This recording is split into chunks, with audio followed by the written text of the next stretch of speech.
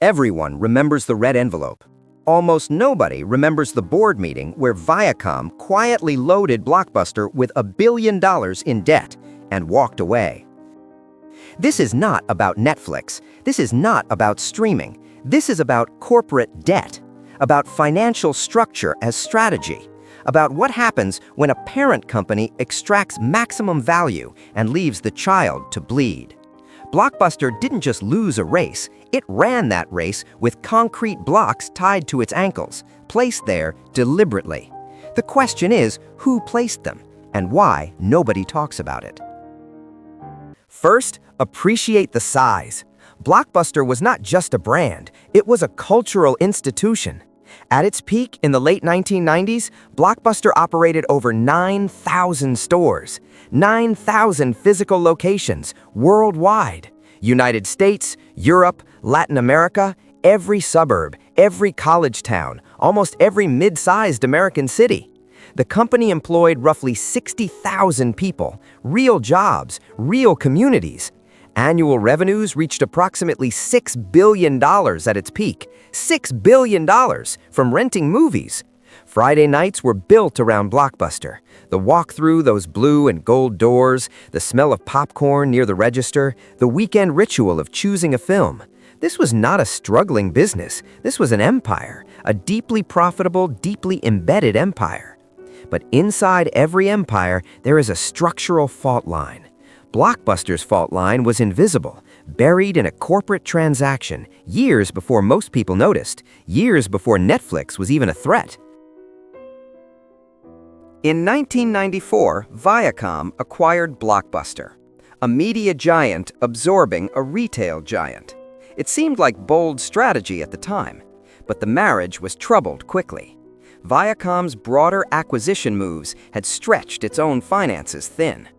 By the early 2000s, Blockbuster was no longer strategic core. Viacom wanted out, so they structured a spin-off. 2004, Blockbuster becomes independent again. Public company, standalone entity, new ticker on the stock exchange, clean separation on paper. But here is what nobody talks about. When Viacom packaged that spin-off, Blockbuster was loaded with debt, approximately $1 billion, attached before the starting gun even fired. Stop and think about what that means. From the very first day of independence, a massive portion of every dollar earned was already spoken for. Not for stores, not for technology, not for competing with rising rivals, for servicing inherited financial obligations, interest payments, debt covenants, obligations that existed before Blockbuster had a single independent decision to make. When financial analysts revisit this story, this is the number they return to. Not Reed Hastings, not the convenience of home delivery. $1 billion in inherited debt, loaded at the starting line. That is where the real story lives. Blockbuster's debt wasn't a consequence of failure, it was a precondition of it. Now add another structural layer. Blockbuster's revenue had a problem, a deeply uncomfortable dependency: late fees. Industry estimates from that era suggest late fees accounted for somewhere between 15% and 20% of total annual revenues. Some analysts placed it higher in specific peak periods. That is a staggering dependency. Revenue derived entirely from customer frustration, not from product quality, not from loyalty, from penalty.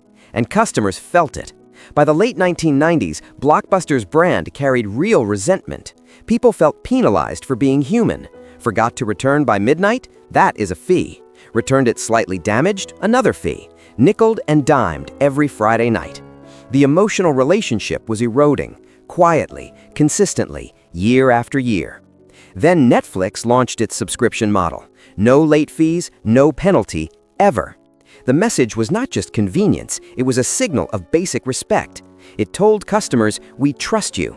Blockbuster eventually tried to respond. They eliminated late fees in 2005, a direct, desperate response. But the decision came too late. And it came at enormous cost, a cost the company could barely absorb. Removing that revenue stream while carrying $1 billion in debt created a financial pressure point with almost no room remaining. The company was being squeezed from every direction simultaneously. And this is where everything converged at once. The physical store model was expensive by nature. Real estate, staffing, inventory, overhead, costs that digital competitors simply never had. Netflix operated from distribution warehouses. No storefronts, no parking lots, no weekend crowds, no seasonal rushes. As broadband internet spread across America through the mid-2000s, the economics of content delivery were shifting rapidly and permanently. Blockbuster's leadership understood this. They were not blind to the threat. They launched Blockbuster Online in 2004, a direct subscription competitor to Netflix. By several accounts, it was working. Subscriber numbers were climbing, the product was genuinely competitive. But building a true digital operation requires sustained, patient capital investment. Technology, marketing, infrastructure, people. Months of spending before returns arrive. Every single dollar directed toward digital was competing against debt obligations, against legacy real estate commitments, against a revenue model already contracting. Then came Carl Icahn, activist investor, major Blockbuster stakeholder. He pushed back against the digital investment strategy directly. He preferred aggressive cost-cutting, efficiency over transformation, short-term stability over long-term survival. The internal strategic disagreement was corrosive. Leadership debating direction, board fighting over priorities, at precisely the wrong moment in history. While Netflix was accelerating, Blockbuster was frozen. Not by stubbornness, by structural impossibility.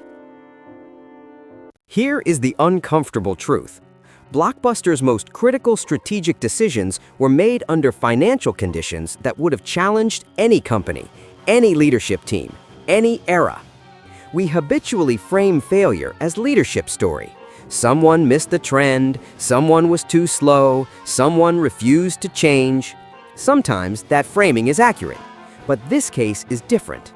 This case is structural. Consider a simple thought experiment. What if the 2004 spin-off had been completely debt-free? What if Blockbuster launched as independent with a clean, unencumbered balance sheet, full access to its own cash flow? It could have invested earlier in streaming, more aggressively, more patiently. It could have acquired digital technology companies while they were still affordable.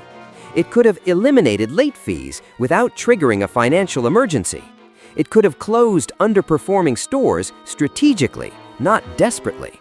None of those paths guaranteed success. Markets shift, competition intensifies, but they were real paths, options that a healthy balance sheet enables. The debt made every path narrower. In several critical cases, it closed them entirely. That is not a failure of vision. That is a failure of capital structure. And that distinction matters enormously. Blockbuster filed for bankruptcy, September 2010. Assets acquired by Dish Network in 2011. Last corporate-owned stores closed in 2014. One store still operates today, Bend, Oregon. More cultural relic than retail business. But the pattern did not die with the Blockbuster brand.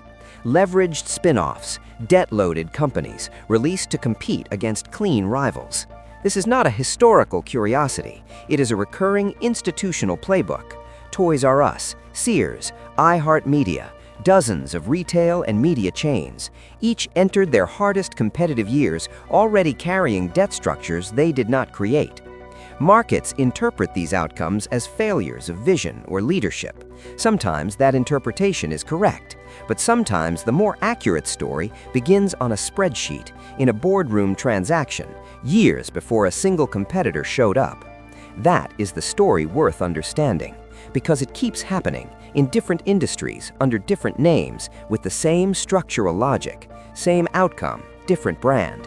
The lesson is always available if you know where to look.